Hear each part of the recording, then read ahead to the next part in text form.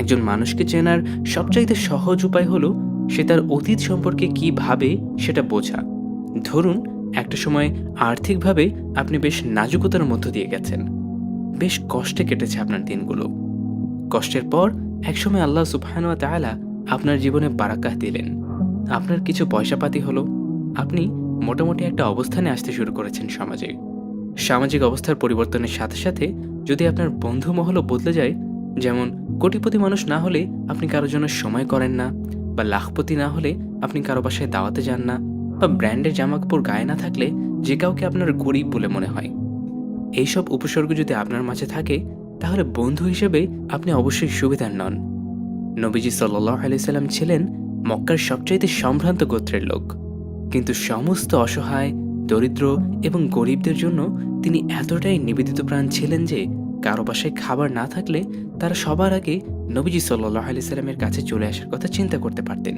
তারা জানতেন আব্দুল মুত্তালিবের নাতের কাছে গেলে আর যা হোক খালি হাতে ফিরতে হবে না। এক টুকরো রুটিও যদি থাকে, তিনি সেটাকেও দুভাগে বন্টন করে দেবেন।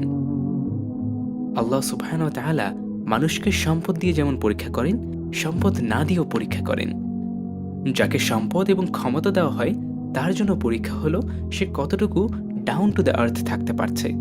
এর উজ্জ্বল দৃষ্টান্ত হচ্ছে নবীজি সাল্লাল্লাহু আলাইহি সাল্লাম নিজেই। মক্কা যেদিন বিজয় হলো, তিনি হয়ে গেলেন সবকিছুর একচ্ছত্র মালিক। অথচ মক্কা বিজয়ের দিন নবীজি সাল্লাল্লাহু আলাইহি সাল্লাম কাবার চত্বরে যখন ঢুকছিলেন তার বাহনে চড়ে, তখন তিনি সিজদাবনত অবস্থায় ছিলেন। এটা হলো বিনয়, নিরহংকার এবং সত্যিকার মাটির মানুষ হয়ে থাকার উদাহরণ। পয়সাওয়ালাদের সাথে বন্ধুত্ব করতে দোষ নেই, যেমনই করে নবীজি সাল্লাল্লাহু আলাইহি সাল্লাম বন্ধুত্ব করেছেন আবু বকর রাদিয়াল্লাহু আনহু, ওসমান রাদিয়াল্লাহু আনহুর সাথে। কিন্তু এও তো সত্য যে আবু বকর এবং ওসমানদের ভিড়ে নবীজি সাল্লাল্লাহু আলাইহি সাল্লামের জীবন থেকে কখনোই বেলাল এবং আবু হুরায়রারা হারিয়ে যাননি রাদিয়াল্লাহু আনহুম।